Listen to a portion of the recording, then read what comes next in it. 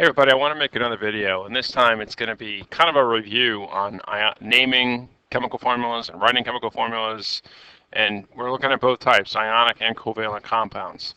So I guess I want to get started just kind of talking about, can you actually identify an ionic and covalent compound? Because, I mean, the reason is it's basically the determinant of, are you going to have to use prefixes or not? So let's take a look at both, just real quick. Okay, so covalent formulas, ionic formulas. The big thing we want to look for here is the presence of a metal, all right? So if you find a formula with a metal, it has to be an ionic formula. So I'm going to give you an example. Okay, sodium chloride is a metal. Why is it a metal? Because sodium is a metal, and if you look on the periodic table, let me grab that. So here's the periodic table. Sodium is all the way over here, and it is a metal. And you know, a question that people ask is like, well, how do I know if it's a metal? Well, here's the short answer. All right, let me change colors here. With the exception of germanium and with the exception of antimony, every single element to the left of this really bold line is a metal. So there they are. Every element to the left of it is a metal. What about hydrogen? Well, sometimes hydrogen can act like a metal. I don't want you to worry about that right now, but so what does this mean? This means like aluminum and gallium, polonium, bismuth, lead, francium, and all of the lanthanides and actinides down here. They're all metals. So anytime you see a chemical formula like, let's see, Fe2O3, I got to look at that first element. It's a metal. Okay, it's going to be an ionic formula. And in that case, what do? Do you use prefixes? And that answer is no prefixes. No prefixes. Hold on, let me spell.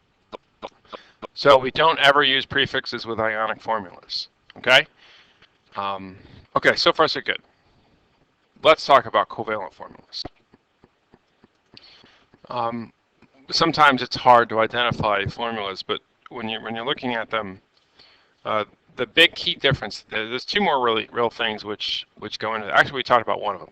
Ionic formulas are going to have metals. So let me just write that down, just be formal. So ionics will have metals, right? The other thing that ionic formulas have that covalent formulas that don't are radicals, or the things we call polyatomic ions, right? And just as an example of that, that's something like CO3. Carbonate is a -2 charge, or OH hydroxide is a -1 charge. Covalent formulas don't have those. Those are only limited to ionics. Okay? So those are the two big determining factors. Well, what else could you use? How else could you determine a covalent formula? You're looking for things that are nonmetals in the first element name. Let me give you an example of that. So covalent formulas will typically begin, or the first element in the formula will be a nonmetal. And a great example of that is something like CO2, carbon dioxide. And if you're looking, where are the metals in here? You know, carbon's not a metal, oxygen's not a metal. Okay, that's a covalent formula. How about this? How about N2O? Let's see, nitrogen, oxygen, not a metal. Covalent formula. We have to use prefixes when we name these. And let's just get one more thing out of the way. How do I tell whether something is a nonmetal? Now we got to take another look at the periodic table. So give me a minute.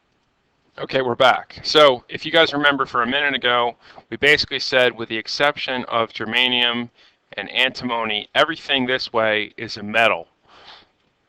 There's actually two more categories of elements in the periodic table, and I'm going to switch to red. There's a thing that kind of has properties or behaviors between that of metals and nonmetals. And I'm showing you right now, I'm actually showing you the things that are actually, they're not metals and they're not nonmetals, if we can kind of say that. Those atoms right in there between, and sometimes people are going to pick another element. I believe tellurium, they're going to put that in the category. Those specific elements are actually what we call metalloid. So metalloids are just how they sound. They're going to be elements that can kind of behave like metals and can kind of behave like nonmetals. So where are the nonmetals? They're here. They're everything else. Let me switch to blue.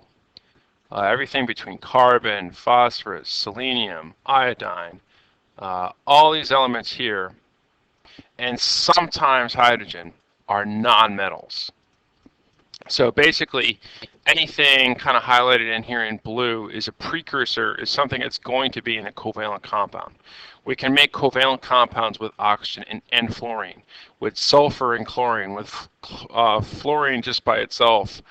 These things are going to think, yeah, right, I can't actually talk. These things are going to make covalent compounds, okay? All right, technically, I just want to make sure everyone's clear. Technically, polonium and acetine fall in the metalloid category, but you know, it's not something we're gonna lose any sleep over. Just so you know where the basic things are: metals, metalloids, nonmetals. The things we're concerned about with ionic compounds are going to be from with a metal and a nonmetal.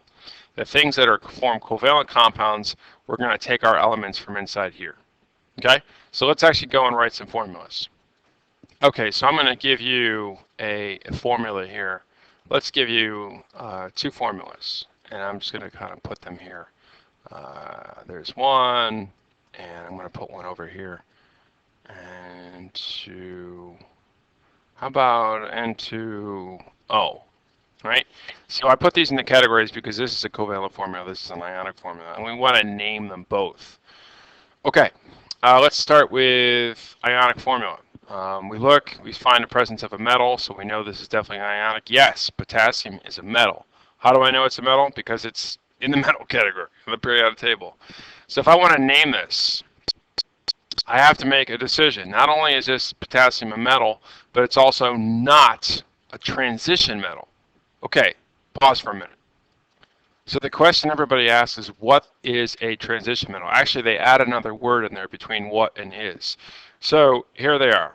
These are elements that fall, whoops, undo, undo, undo. These are elements that fall between here.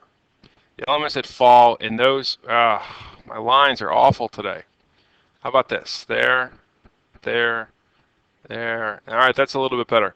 Those elements inside here are what's called the transition metals. The transition metals because they can have multiple charges. Iron, right here, can be a +1, +2, or a +3 charge.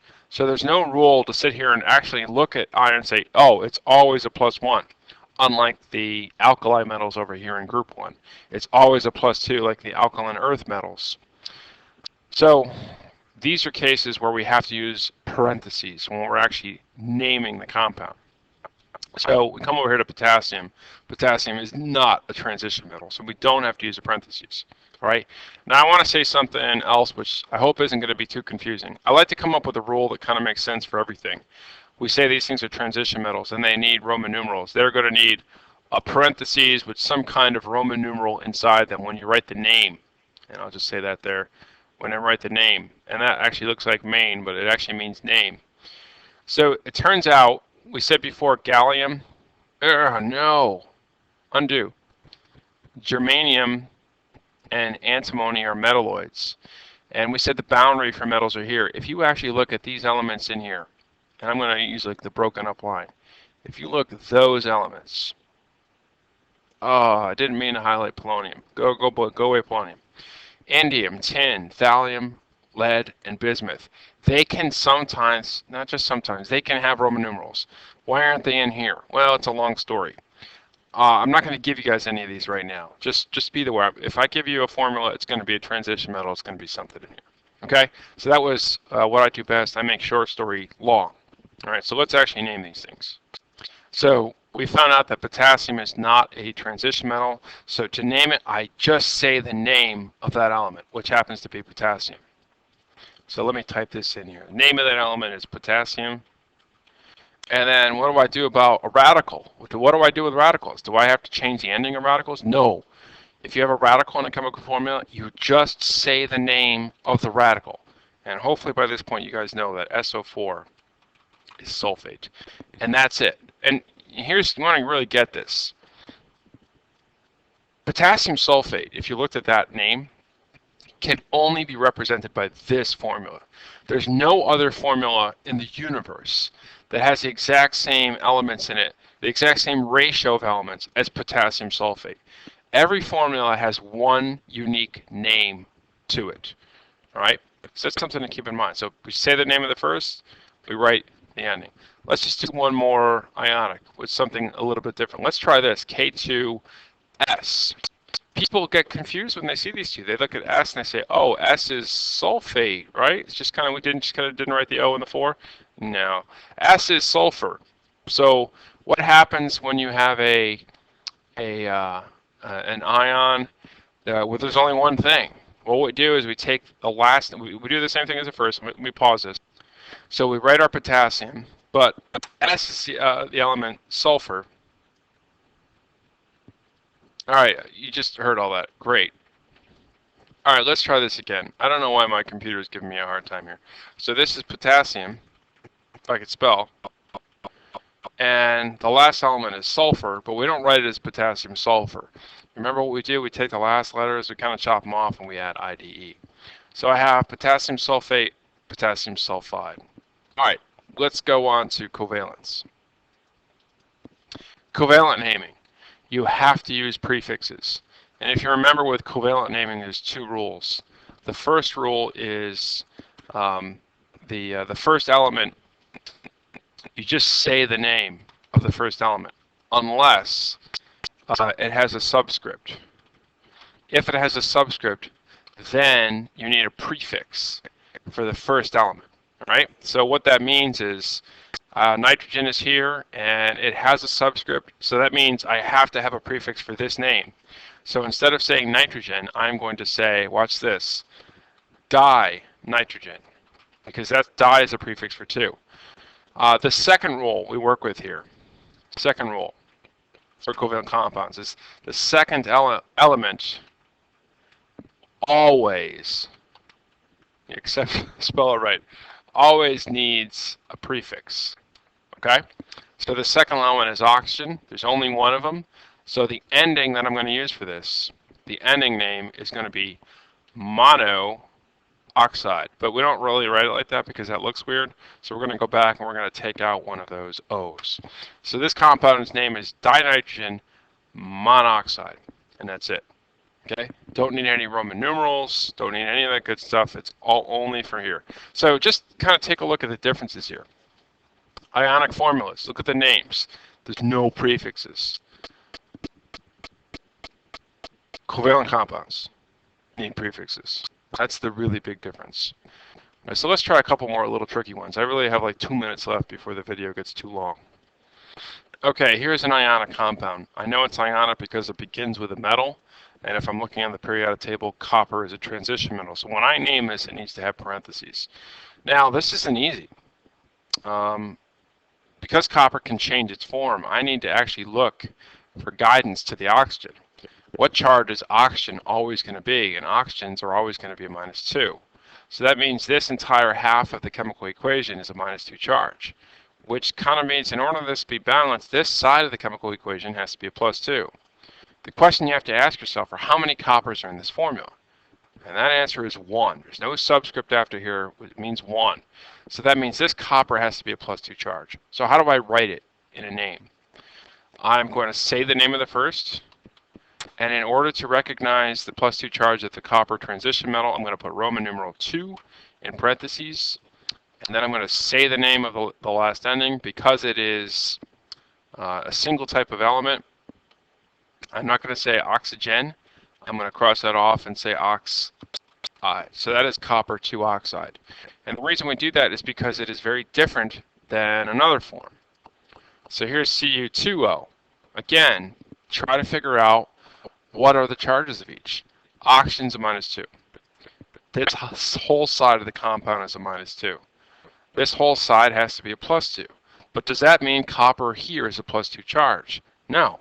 That +2 charge is split 2 ways. How do I know that? Because of the subscript. There's 2 coppers in this formula. So both coppers added together have to add up to a +1. And the only way you can have this is if copper is a +1 charge in this formula. So if we want to write this particular chemical formula, This is copper Roman numeral 1. Whoops, sorry, 1 oxide. And look, that's the big difference between these things. Okay? Let's try where I give you the formula and you have to name it. Okay, here it is. This video is going long and I apologize. So here's a name. I want you to write a chemical formula for it. All right? So, yeah, what do I do? What does a 3 mean? Roman numeral 3. The 3 tells you the charge of the iron. So just say that. Write it down. That's iron plus 3. All right. What the heck is chloride? Yeah, I got to look at my sheet. Chloride. Okay, chlorine is a -1. Now you got to make a chemical formula for this. How do you make it work? Go back to what we talked about. Well, I know the total charge has to be, the net charge at the end has to be 0, which means I have to have a balanced number of positives and negatives. How do you do that? Well, the only way to do that is if you have 2 more for a total of 3 chlorines. Now the negatives balance out with the positives. So when I write the chemical formula, this is going to be iron. Iron what? Just iron, right? And then Cl, and then a 3. And remember, I don't need parentheses because it's just chlorine. It's not like it's carbonate or phosphate or anything. All right? Let's do one with a covalent formula. No, it's not. Yeah, all right. Okay, last one. Naming. Writing formula, rather. Diphosphorus pentoxide. If it's got prefixes, it's a covalent formula, so you need to name it that way. Di is a prefix 2 for phosphorus. So that only means that. Pent is a prefix for 5. Oxide is O, so I have O5. All right, people, this video went long. I hope it helps wrap things up. Study, study, study, and you guys will do fine. Keep working on those worksheets. Come in and ask for help, all right?